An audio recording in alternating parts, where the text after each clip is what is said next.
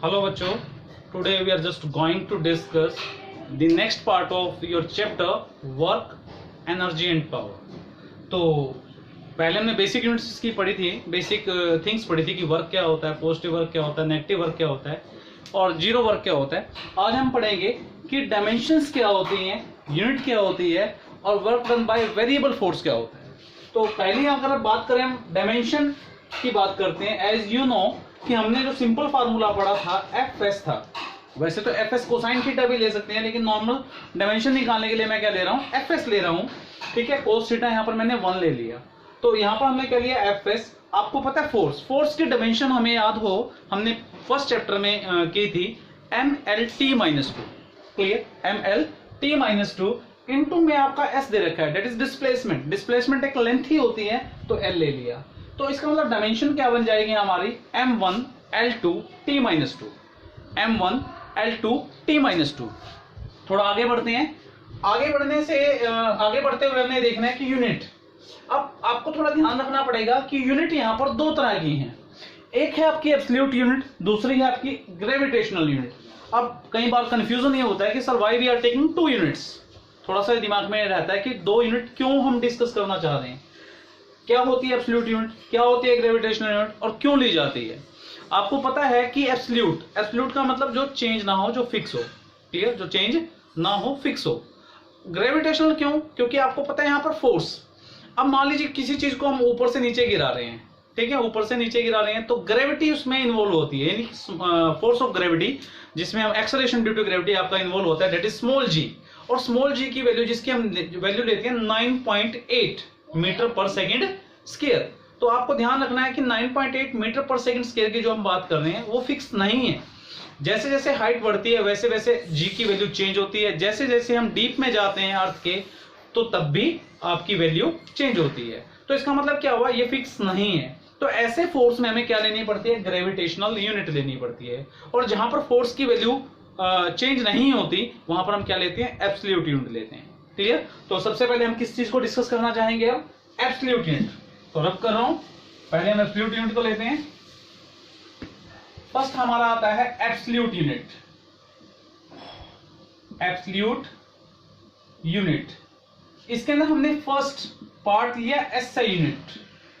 SI unit. Clear. अगर मान लीजिए हम ले लेते हैं if F is equal to 1 newton and S is equal to 1 metre. Clear, हमने क्या लिया, F is equal to 1 newton और एस कितना ले लिया हमने यहाँ पर 1 मीटर ले लिया. माई मीन टू से, सपोज आपके पास कोई ब्लॉक है, इस ब्लॉक के ऊपर आपने एक फोर्स लगाई, फोर्स की वैल्यू कितनी ले ली, 1 न्यूटन ले ली, और ब्लॉक आपका 1 मीटर डिस्प्लेस हो जाता है. यहां से यहां सेंटर ले लिया मैंने, और सेंटर पे यहां पर क्या लिख लिया, S is equal to 1 metre. अगर आप बात कोई करे कि what is the amount of work done, what is the amount of work done, तो W इज इक्वल टू आपको पता है एफ एस क्या होता है आपका फार्मूला, कोसाइन थीटा. थीटा कितना है यहाँ पर 0 डिग्री. तो आपके पास कितना आएगा, एफ एस आ जाएगा. कोसाइन 0 डिग्री कितना होता है, याद कीजिए आप, कोसाइन 0 डिग्री कितना था 1. इट मींस इसकी वैल्यू कितनी आएगी 1, that is equal to F S. अब एफ की वैल्यू कितनी है 1 न्यूटन, इसकी कितनी है 1 मीटर. तो कितना आएगा 1 newton metre. 1 newton metre that is equal to 1 joule. समझ पाए आप. 1 लेने का मतलब यहां पर अगर आपने थोड़ा हिंदी में डिस्कस करूं, इकाई बोलते हैं, और इंग्लिश में डिस्कस करूं तो 1 को यूनिट बोल देते हैं हम यहां पर. तो हमने यहां पर क्या लिया, W की वैल्यू कितनी निकली लास्ट में 1 जूल. अगर आपसे कोई पूछता है डिफाइन 1 जूल, डिफाइन 1 जूल, तो हमें क्रैमिंग नहीं करनी. क्यों नहीं क्रैमिंग करनी, क्योंकि देखो फिजिक्स को आपको डीपली समझना है तो उसके बेसिक्स को पकड़ना बहुत जरूरी है. तो यहां पर अगर हम बात करें 1 जूल कब आया, 1 जूल तब आया जब किसी ब्लॉक पे, ब्लॉक का मतलब किसी ऑब्जेक्ट पे फोर्स कितना लगा 1 न्यूटन, और इस फोर्स लगने की वजह से बॉडी डिस्प्लेस हो जाती है 1 मीटर. साथ में एक चीज और, बॉडी डिस्प्लेस तो हो रही है but in the direction of applied force. तो then work is said to be 1 joule. तो क्या लिखोगे, थोड़ा मैं बोल रहा हूं आप नोट डाउन करेंगे. Work is said to be 1 joule, work is said to be 1 joule if on applying a force 1 newton on a body, the body will displaces in the direction of applied force through 1 meter. Then work is said to be 1 joule. तो 1 joule क्या है आपकी absolute unit है. 1 joule क्या है आपकी absolute unit है in SI system. Clear होगी? इन एसआई सिस्टम, क्योंकि फोर्स की वैल्यू यहां पर चेंज नहीं हो सकती, क्योंकि हम फोर्स लगा दिया हमने एक बार और बॉडी डिस्प्लेस हो रही है। क्लियर? नोट डाउन करेंगे इसको। इसके बाद चलते हैं हम सेकंड पे। सेकंड क्या है आपका? CGS unit. क्या आएगी आपकी सेकंड? सीजीएस। मैं यहां पर लिख रहा हूं सेकंड पार्ट क्या आएगा आपका? CGS unit. अब मैंने यहां पर ले लिया न्यूटन की जगह पे मैंने ले लिया 1 डाइन, और यहां पर मैंने ले लिया 1 सेंटीमीटर। तो यहां पर मैंने ले लिया 1 डाइन। मैं रब कर रहा हूं, थोड़ा क्लियर लिखने की कोशिश कर रहा हूं। 1 डाइन और यहां पर क्या आएगा? 1 सेंटीमीटर। क्लियर? अब यहां पर अगेन मैं यहां पर कितना आएगा? 1 डाइन इंटू में 1 सेंटीमीटर। तो ये क्या बन जाएगी? 1 अर्ग। 1 अर्ग। क्लियर? तो आपको याद रखना है कि जो हमारी एब्सोल्यूट यूनिट है उसके भी हमने फर्दर 2 पार्ट किए। एब्सोल्यूट यूनिट के क्या किए हमने? 2 पार्ट किए। एक एसआई लिया और दूसरा क्या लिया? सीजीएस लिया। और सीजीएस के अंदर आपको पता है centimetre gram second system of unit है ना आपके पास। 3 सिस्टम ऑफ यूनिट है। कौन कौन से? MKS, CGS and FPS. तो कौन सा डील किया मैंने? सबसे पहले मैंने लिया था एसआई सिस्टम, जिसके अंदर मोस्टली हम एमकेएस को रिक्वायर करते हैं। सेकंड मैंने लिया सीजीएस सिस्टम, जिसके अंदर सेंटीमीटर ग्राम सेकंड। तो यहां पर सेंटीमीटर है और यहां पर डाइन है। डाइन क्या आपकी? सीजीएस यूनिट है किसकी? फोर्स की। तो यहां पर जो वर्क है आपका वो कितना हो जाएगा? 1 अर्ग हो जाएगा। अगर आपसे आप कोई पूछता है डिफाइन 1 अर्ग ऑफ वर्क, तो आप क्या बोलोगे? Work is said to be 1 erg if on applying a force 1 dyne on a body, the body displaces in the direction of applied force through a displacement 1 centimeter, then work क्या हो जाएगा आपका? 1 अर्ग हो जाएगा। तो नोट डाउन करेंगे। ये भी आपके पास दूसरी डेफिनेशन आ जाती है कि क्या होता है वर्क, क्या होता है आपका 1 अर्ग कब होता है। एब्सोल्यूट यूनिट सबको क्लियर? दिमाग में डाल दीजिएगा। एब्सोल्यूट यूनिट चेंज नहीं होती, लेकिन ग्रेविटेशनल यूनिट चेंज होती है, जिसलिए हम अलग अलग यूनिट यहां पर ले रहे हैं, क्योंकि नेचर में फोर्स कई तरह की अवेलेबल हैं। क्लियर? तो अब हम बात करते हैं रिलेशन इसी के साथ मैं लेके चल रहा हूं, रिलेशन बिटवीन जूल एंड अर्ग। Clear? Relation between joule and अर्ग पता होना चाहिए आप सभी को कि क्या रिलेशन है इनके बीच में। ठीक है? हमें पता है कि वर्क का फॉर्मूला हमें पता था Fs that is equal to 1 newton into 1 metre that is equal to 1 joule. Clear ये चीज? ये तो आपको आता ही है। अब हम इसको लेते हैं देयरफॉर 1 जूल को हम जैसे लिख सकते हैं 1 न्यूटन मीटर, या ऐसे लिख सकते हैं 1 newton into 1 metre. It's very simple. 1 newton में अगर हम बात करें 1 न्यूटन की, तो कितना आपने फर्स्ट चैप्टर में आई थिंक पढ़ा था, 1 न्यूटन किसके बराबर होता है? 10⁵ डाइन के बराबर होता है। क्लियर? 10⁵ डाइन के बराबर होता है। और 1 मीटर किसके बराबर होता है? 100 सेंटीमीटर। इसमें तो किसी को कोई प्रॉब्लम नहीं होनी चाहिए। आई थिंक पता है ना सभी को, फर्स्ट चैप्टर में ऐसा आपने पढ़ा होगा, क्योंकि वहां पर डेरिवेशन ऑफ फार्मूलाज भी हैं और कन्वर्जन ऑफ सिस्टम भी हैं। तो उसके अंदर ये आता है आपका कि न्यूटन को किस में चेंज करना है? डाइन में या सीजीएस यूनिट में। तो 10⁵ होता है। तो आप देखिए इसकी पावर कितनी हो जाएगी? मैं रब करके यहाँ पर कितनी लिख सकता हूँ? 2 लिख सकता हूँ। बेस सेम है तो पावर क्या हो जाएंगी आपकी? ऐड हो जाएंगी। तो 10⁷ ये क्या आ जाएगा? डाइन इंटू में सेंटीमीटर। क्लियर? अब डाइन इंटू सेंटीमीटर क्या चीज है? डाइन इंटू सेंटीमीटर क्या है आपका? अर्ग के बराबर होता है। तो इट मींस किसके बराबर आ जाएगा? 10⁻7 अर्ग। क्लियर? तो इसका मतलब 1 जूल किसके बराबर आएगा आपका? 10⁻7 अर्ग। ये आपको पता होना चाहिए। क्लियर हो रही है ये बात? ये आपको चीज पता होनी चाहिए, क्योंकि हमने ये फर्स्ट चैप्टर में पढ़ा था, पर आपको यहां पर याद रखना है। कई बार पूछ लिया जाता है, और न्यूमेरिकल्स में खासतौर पे कई बार एमकेएस सिस्टम्स में न्यूमेरिकल सोल्व करना पड़ता है, और कई बार हमें सीजीएस में सोल्व करना होता है। तो डिपेंडिंग अपॉन दीज, तो आपको ये चीजें आपके माइंड में, आपके जहन में स्टोर हो जानी चाहिए। इजी, आई थिंक इजी लग रहा होगा, बड़ा आसान सा है रिलेशन बिटवीन। ठीक है? यहां तक करने के बाद अब हम चलते हैं ग्रेविटेशनल यूनिट। सेकेंड पोर्शन क्या था आपका? Gravitational unit. सेकेंड पोर्शन था आपका ग्रेविटेशनल यूनिट। किसकी? वर्क की ले रहे हैं। अब ग्रेविटेशनल यूनिट ले रहे हैं तो वर्क की तो क्यों ली गई, अब थोड़ा समझेंगे। मैं थोड़ा फिर दोबारा बता रहा हूं, रिपीट कर रहा हूं कि आपके पास एक बॉडी है, वो बॉडी नीचे की तरफ गिर रही है, अर्थ की तरफ गिर रही है, ठीक है। तो जो जी की वैल्यू हमारी कितनी लिखते हैं हम? 9.8 मीटर पर सेकेंड स्क्वायर। ये वैल्यू जो है डिपेंडिंग अपॉन दैट, क्योंकि एक्सेलरेशन जब हम बात करते हैं ये फिक्स होगी ना हमारे यहां पर देखा जाए, लेकिन ये फिक्स नहीं भी होती, ऐसा भी होता है कई बार, ठीक। तो हमने क्या लिया, इस यहां पर फोर्स जो हमारा होगा देखा जाए तो कितना होगा? mg होगा। तो इसके बिहाफ पे हमारे पास क्या आएगी? ग्रेविटेशनल यूनिट आएगी। तो पहली हमारी इसके अंदर फर्दर फिर SI आती है और वर्क किसके बराबर हो जाएगा यहां पर? F गुना में S इंटू में कोसाइन ऑफ 0 डिग्री, क्योंकि जब कोई चीज ऊपर से नीचे गिरेगी तो डेफिनेटली डिस्प्लेसमेंट भी आएगा। क्लियर हो रही है बात? तो यहां पर इसकी वैल्यू तो 1 ही आएगी, इसके बराबर कितना आएगा? Fs, ठीक। मान लीजिए ले लिया हमने 1 किलोग्राम और ये ले ली 1 मीटर, तो 1 किलोग्राम मीटर, 1 किलोग्राम मीटर, ठीक। 1 kilogram weight, sorry not, I am taking wrong, 1 kilogram weight into 1 metre. थोड़ा और इजी इसको लिखते हैं 1 मीटर, ठीक।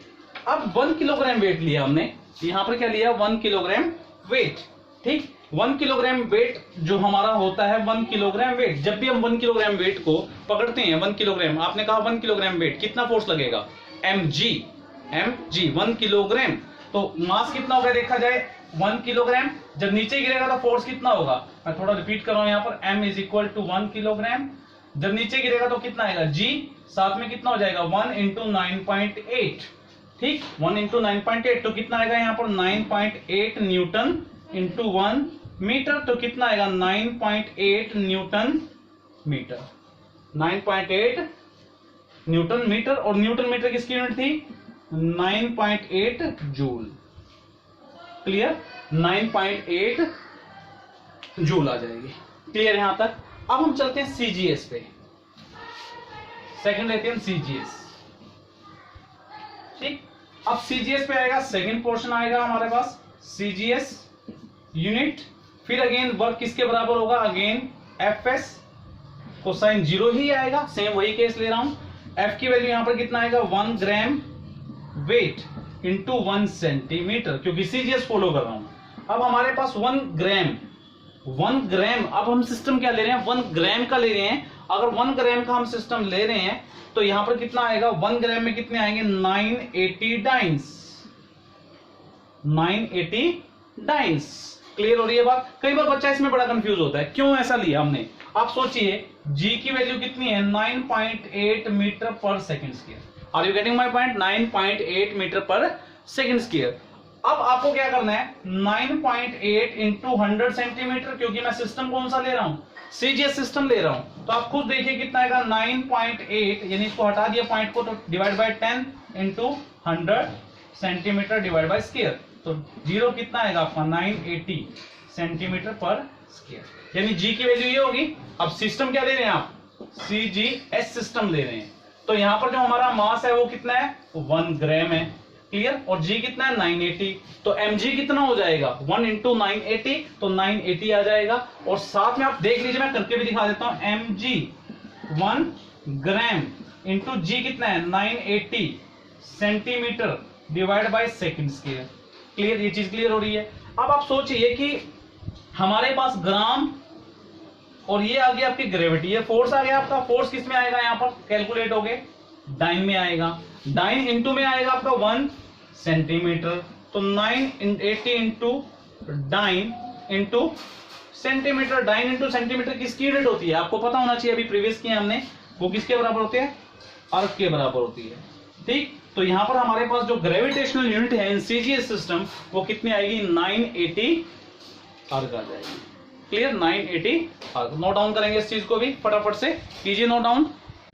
नेक्स्ट है आपका work done in rectangular component. क्या होते हैं रेक्टेंगुलर कंपोनेंट? आप सभी को पता है, सेकंड यूनिट में हमने किया था। अगर हम बात करें एक फोर्स की, फोर्स आपका कभी एक्स एक्सिस पे लगता है, कभी आपका वाई एक्सिस पे लगता है और कभी जेड एक्सिस पे लगता है। क्या कभी आपने ऐसा कोई केस देखा जिसमें फोर्स आपका कंबाइंड इफेक्ट में लगता हो, यानी एक्स पे, वाई पे या जेड पे, तीनों पे अगर हम कहें? For example you are taking the example of plane. अगर प्लेन आपका स्काई के अंदर चल रहा है तो उसके ऊपर आपकी फोर्स जो लग रही है वो 3D में लग रही है, और डिस्प्लेसमेंट, अगर आपकी डिस्प्लेसमेंट ना ही वो एक्स में है, ना ही वो वाई में है, ना ही वो जेड में है, वो भी किस में है? आपकी प्लेन में है। तो उस केस में अगर हमें कोई कहे कि वर्क डन निकालिए, तो वर्क डन कैसे निकाला जाएगा? You know very well what is the formula of work, that is equal to F dot S. याद है ना आप सभी को?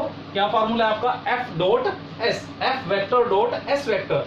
और जब फोर्स हमारा किस में लग रहा हो? प्लेन में लग रहा हो, तो हमें क्या लेना पड़ेगा? कंपोनेंट्स लेने पड़ते हैं। कंपोनेंट्स कौन से? F X, F Y, F Z. और I cap, J cap, K cap क्या है? आपकी यूनिट वेक्टर हैं along X axis, along Y axis, along Z axis. Similarly this is the case for the displacement also. तो अगर हम लिखते हैं इसको, एफ की वैल्यू कितनी है आपकी यहाँ पर?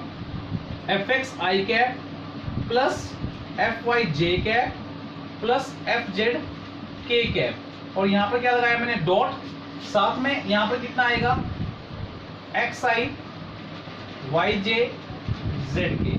क्लियर? अब आप खुद सोचिए, कैलकुलेशन जो हम मल्टीप्लाई करते हैं, थोड़ा मल्टीप्लाई की तरफ हम ध्यान देते हुए, हमने क्या करना है? अगर इसको, इस x वाले पोर्शन को मल्टीप्लाई करते हैं इसके साथ, तो सबसे पहले क्या आएगा? आप देखिए, एफ एक्स एक्स, यही आएगा आपका एफ एक्स एक्स, और साथ में क्या आएगा? I dot I. अगर मैं यहाँ पर सोल्ड करूं आई डॉट आई को, तो देखिए क्या होगा? ये आप ऐसे लिख सकते हैं, ए वेक्टर डॉट बी वेक्टर। किसके बराबर आता है आपका? ए का मॉडुलस, बी का मॉडुलस, कोसाइन ऑफ थीटा। ठीक है, इसी से कंपेयर करते हैं। यहां पर कितना आएगा आपका? आई का मॉडुलस, फिर अगेन आई का मॉडुलस, फिर कोस। अब आई कैप जो वेक्टर है आपका, यूनिट वेक्टर, उसी के ऊपर एक आई वेक्टर इंक्लूड कर दिया जाए तो एंगल कितना होगा? 0 डिग्री। तो यहाँ पर कितना आएगा? 0 डिग्री। अब यूनिट वेक्टर का मॉडुलस यानी उसकी लेंथ कितनी होती है आपको पता है? 1, that is also 1, that is also 1, that is equal to 1। Clear? अगर मैं लेता हूं आई डॉट जे, तो कितना आएगा? आई वेक्टर का मॉडुलस, जे वेक्टर का मॉडुलस और कोस 90 डिग्री। क्योंकि आपको पता होना चाहिए कि ये क्या आपका आई कैप, ये आपका जे कैप और ये क्या आपका जेड कैप। क्लियर? तो तीनों ही क्या है? म्यूचुअली परपेंडिकुलर हैं। तो यहाँ पर ये तो 1 होगा, ये भी 1 होगा, लेकिन ये कितना होगा? 0 होगा। इसका मतलब आई की मल्टीप्लाई अगर आई से करते हैं, गलत बोल रहा हूँ, मल्टीप्लाई नहीं बोलेंगे हम इसको, डॉट ही बोलेंगे। अगर हम आई डॉट आई लेते हैं तो आंसर 1 आएगा, जे डॉट जे लेते हैं तब भी आंसर 1 आएगा, और के डॉट के लेते हैं तब भी आंसर 1 आएगा। लेकिन अगर इनके अलावा इनका डॉट प्रोडक्ट अलग से ले लिया जाए, किसी अलग यूनिट वेक्टर से ले लिया जाए, लाइक आई का जे के साथ या जे का के साथ या आई का के साथ, तो कितना आएगा? आंसर 0 आएगा। तो आप ध्यान से देखें, यहाँ पर एक्स आई को मल्टीप्लाई जब इससे करते हैं तो आई डॉट आई आएगा, लेकिन जब इसके मल्टीप्लाई इससे करेंगे तो आई डॉट जे आएगा। तो आई डॉट जे जो है आपका वो क्या हो जाएगा? 0। सिमिलरली आई डॉट के भी कितना हो जाएगा? 0 हो जाएगा। अब बात करते हैं इस कंपोनेंट की, ये प्लस है तो मैंने यहाँ प्लस लगाया। अब हम लेते हैं वाई जे, वाई जे किससे मल्टीप्लाई करेंगे? यानी यहाँ पर कितना आएगा? I dot J, that is 0। अब आएगा हमारा एफ वाई जे और साथ में जे, जे डॉट जे कितना आएगा हमारा? 1। तो यहाँ पर हमारे पास कितना आ जाएगा? एफ वाई वाई आ जाएगा। सिमिलरली बाकी कंपोनेंट 0 हो जाएंगे मल्टीप्लाई करने में, क्योंकि यूनिट वेक्टर क्या हो जाएंगे? अपोजिट्स हैं, इसलिए आपका आंसर 0 आएगा। फिर हम लेते हैं इसकी z की मल्टीप्लाई करनी है इससे, आई डॉट के 0, आई डॉट जे 0। यहाँ पर बचता है हमारे पास एफ जेड और साथ में क्या है? जेड के डॉट के, दैट इज इक्वल टू 1। तो हमारे पास जो वर्क डन आएगा, वर्क डन किसके बराबर आएगा? एफ एक्स इंटू में X plus F Y into में Y plus F Z into में जेड। नोट डाउन करेंगे, ये भी बड़ा सिंपल सा कंसेप्ट है, न्यूमेरिकल सोल्व करने में आपके लिए काफ़ी हेल्पफुल रहेगा ये, और इस चीज़ को भी आप थोड़ा सा माइंड में डालेंगे क्योंकि इसकी भी जरूरत न्यूमेरिकल सोल्व करने में पड़ती है। तो नोट डाउन कीजिए इसको फटाफट से। नेक्स्ट टॉपिक आपका है work done by variable force. इससे पहले हमने क्या लिया था? फोर्स जो था आपका वो कांस्टेंट था, बट स्टिल ऐसा जरूरी नहीं है कि हमेशा फोर्स कांस्टेंट हो। आपको पता है जनरल लाइफ के अंदर हमेशा फोर्स की वैल्यू वेरिएबल ही होती है। तो इसलिए हमने क्या लिया? वर्क डन, क्योंकि work done by constant force बड़ा सिंपल है कैलकुलेट करना, लेकिन जब work done with a variable force हो तो हम कैसे कैलकुलेट करेंगे? क्योंकि फोर्स कैसा है? आपका वेरिएबल है। तो हमने मान लिया कि कोई फोर्स है F जो कि वेरी करता है विद एक्स, एक्स का मतलब एक्स एक्सिस के अकॉर्डिंग आपका फोर्स की वैल्यू कम या ज्यादा हो रही है, ऐसा कुछ हम मान के चल रहे हैं। तो हमने क्या ले लिया कि जो F है आपका यानी फोर्स है, it is a function of displacement. तो अगर हम डायग्राम को देखें, थोड़ा डायग्राम देखिएगा, मान लीजिए फोर्स की वैल्यू है हमारे पास, सपोज ये ले लिया हमने, ठीक, यहाँ पर हमारा डिस्प्लेसमेंट है और यहाँ पर हमने क्या ले लिया, फोर्स ले लिया। कैसा फोर्स है आप सोचिए, यहाँ पर वैल्यू इसकी कितनी है, कुछ ऐसी है, यहाँ पर वैल्यू कितनी है, कुछ ऐसी है। तो इट मींस क्या हो रहा है, आपका with respect to displacement force की वैल्यू क्या हो रही है, चेंज हो रही है। और सपोज हम कैलकुलेट करना चाहते हैं work done from displacement X I to X F. क्या निकालना चाहते हैं हम, वर्क डन निकालना चाहते हैं from X I to X F, initial position और ये फाइनल पोजीशन हमें दे दी। तो कैसे निकलेगा वर्क डन, अब हम क्या करेंगे, इसको सेगमेंट्स में डिवाइड कर देंगे, लाइक दैट। हमने इसको क्या किया, सेगमेंट्स में डिवाइड किया।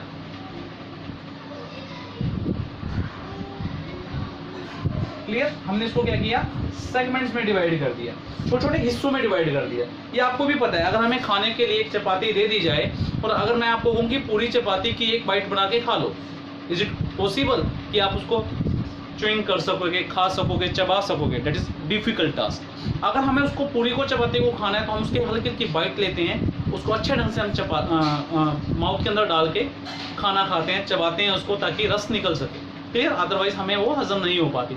सिंपली अगर हमें किसी भी बड़े वर्क को करना हो तो हमें उसे सेगमेंट में तोड़ना होता है और फिजिक्स भी इस चीज़ का यूज करता है। फिजिक्स में हम क्या करते हैं, किसी भी बड़े वर्क को हम स्मॉल सेगमेंट्स में डिवाइड करते हैं। और आप सोचिए यहाँ पर अगर हम मान लें कि यहाँ से लेके यहाँ तक आपका ये डेल्टा एक्स है, स्मॉल डिस्प्लेसमेंट है डेल्टा एक्स। अगर मुझे इसका एरिया निकालना हो तो एरिया क्या होगा आपका, लेंथ गुना में ब्रेथ होगा, लेंथ गुना में ब्रेथ होगा। वैसे देखा जाए यहाँ पर ये जो आपको तिरछा नजर आ रहा है थोड़ा सा, जब अगर ये डिस्प्लेसमेंट बहुत कम लेंगे तो ये एक रेक्टेंगुलर की तरह ही काम करेगा। तो लेंथ गुना में ब्रेथ, लेंथ कितनी है आपकी, अगर हम लेंथ देखें तो लगभग ये वाला पॉइंट और ये वाला पॉइंट बिल्कुल क्लोज है। तो यहाँ पर हम क्या कहेंगे कि फोर्स की वैल्यू चेंज नहीं हो रही। माई मीन टू से आप ऐसे कह सकते हैं कि मान लीजिए फोर्स की वैल्यू 2.1 है, तो इस पॉइंट पे और इस पॉइंट पे मैंने कह दिया कि फोर्स की वैल्यू 2.10 है, तो ऑलमोस्ट दोनों ही क्या है, सेम है ना, थोड़ा ही फर्क है। मान लीजिए मैंने इसको लिखा 2.11 ले लिया तो आपको लगेगा थोड़ा सा फालतू है, लेकिन देखा जाए मैं इस दो टर्म को देखता हूं तो फोर्स की वैल्यू क्या मानी जाएगी, कांस्टेंट ही मानी जाएगी। तो यहाँ पर मैंने F लिख लिया, इनटू में डेल्टा एक्स लिख लिया। ये क्या हो जाएगा आपका, small amount of work done हो जाएगा फ्रॉम ए टू बी। अगर हम ये कहें कि इसको हमने ए मान लिया, इसको बी मान लिया, यानी ए से बी तक का ये क्या हो जाएगा, स्मॉल वर्क हो जाएगा। और ये क्रॉस जो है ये आपका सिंपली मल्टीप्लिकेशन है, इसको क्रॉस मत समझ लीजिएगा। अगर मैं इसको मिटा दूं तो आप इसको ऐसे लिख सकते हैं F delta x, F delta x. Clear, अब हमें ये पता है कि अगर ऐसे ऐसे वर्क्स, मैं यहाँ पर भी वर्क कैलकुलेट कर लूँ, यहाँ पर भी वर्क कैलकुलेट कर लूँ, यहाँ पर भी वर्क कैलकुलेट कर लूँ और इसका भी वर्क कैलकुलेट कर लूँ, तो आप देखेंगे मान लीजिए यहाँ का वर्क कितना हो जाएगा, W1 DW1, इसका कितना हो जाएगा DW2, इसका DW3 और इसका DW4। तो सभी को अगर ऐड कर दो तो total amount of work done calculate हो जाएगा from position XI to XF। Are you getting my point कि हमने क्या किया, सिंपल ऐसे ही तो होता है कैलकुलेट करने के लिए, हमने इसको समीशन ले लिया। तो अगर मुझे टोटल वर्क डाउन करना है तो मैं क्या करूंगा, समीशन ले दूंगा, समीशन ले दूंगा। अब मैं समीशन जब लेता हूं तो समीशन लेने से हम कहां से कहां चल रहे हैं, XI से कहां पर चल रहे हैं, XF तक चल रहे हैं, और टोटल वर्क कितना आएगा, F डेल्टा X आएगा। क्लियर, ये कब हो रहा है, जब ये चीजें अलग अलग नजर आ रही हैं, कैसे, डिस्क्रीट आ रही हैं। हमने ऐसे बोल दिया कि कैसा नेचर है, डिस्क्रीट नेचर है, तो वर्क डन हमारा टोटल वर्क डन कितना होगा, समीशन से होगा। मान लीजिए सेगमेंट जो आपने बनाए हैं ये काफी क्लोज हो, क्लोज कैसे, मान लीजिए ये सेगमेंट ऐसे हो, फिर इसके साथ ऐसे सेगमेंट, फिर ऐसे सेगमेंट, फिर ऐसे सेगमेंट, सो मेनी सेगमेंट्स। तो कितने सेगमेंट्स हो जाएंगे अगर हम ऐसे से लाइनिंग ड्रॉ करते रहेंगे, तो आप कहोगे इनफाइनाइट, क्या हो जाएंगे, इनफाइनाइट सेगमेंट्स हो जाएंगे। जब सेगमेंट इनफाइनाइट हो जाएंगे तो उस केस में हमारा जो टोटल वर्क डन होगा वो किस में कैलकुलेट हो जाएगा, हमने यहाँ पर लिख दिया XF और ये समीशन ले लिया आपने, यहाँ पर क्या है आपका XI है और ये क्या है, डेल्टा X है। यहाँ पर मैंने लिख लिया limit delta X approaches to 0, मतलब क्या है इसका, डेल्टा X अप्रोचेस टू 0। तो डेल्टा X अप्रोचेस टू 0 अगर आप ले रहे हैं तो आपको समझना चाहिए कि इसको करने से मैं सेगमेंट को छोटा कर रहा हूं, और सेगमेंट को छोटा करने का मतलब नियरली इक्वल टू 0। तो ये इतने सारे सेगमेंट हो जाएंगे कि आप इनको काउंट करना मुश्किल हो जाएगा आपके लिए काउंट करना। आप लैंग्वेज में बोल सकते हैं कि ये इनफाइनाइट सेगमेंट्स हो जाएंगे, और जब भी इनफाइनाइट सेगमेंट्स होते हैं उस केस में हमें इंटीग्रेशन को यूज करना पड़ता है। तो ये जो आपका प्रोसीजर है ये क्या हो जाएगा आपका, यहाँ से xi से xf हो जाएगा और यहाँ पर f dx आ जाएगा। तो this is the amount of total work done in case of the variable force. ये चीज क्लियर होगी आपको समझना है इस चीज को कि मैंने लिमिट ले ली है, ये इनिशियल लिमिट है, ये फाइनल लिमिट है, f इंटू dx। क्लियर। अब बात हो रही थी कि जो फोर्स की वैल्यू थी वो सिर्फ मैग्नीट्यूड चेंज हो रहा था। मैंने बोला कि मैग्नीट्यूड चेंज हो रहा है फ्रॉम अ फिक्स डायरेक्शन। मान लो एक्स एक्सिस में आपने कहा कि मैग्नीट्यूड चेंज हो रहा है, लेकिन फोर्स एक कैसी क्वांटिटी है, वेक्टर क्वांटिटी है। ध्यान रखिएगा, फोर्स कैसी क्वांटिटी है, वेक्टर क्वांटिटी है। तो फोर्स का केवल मैग्नीट्यूड नहीं, कई बार उसकी डायरेक्शन भी चेंज होती है और मैग्नीट्यूड भी चेंज होता है।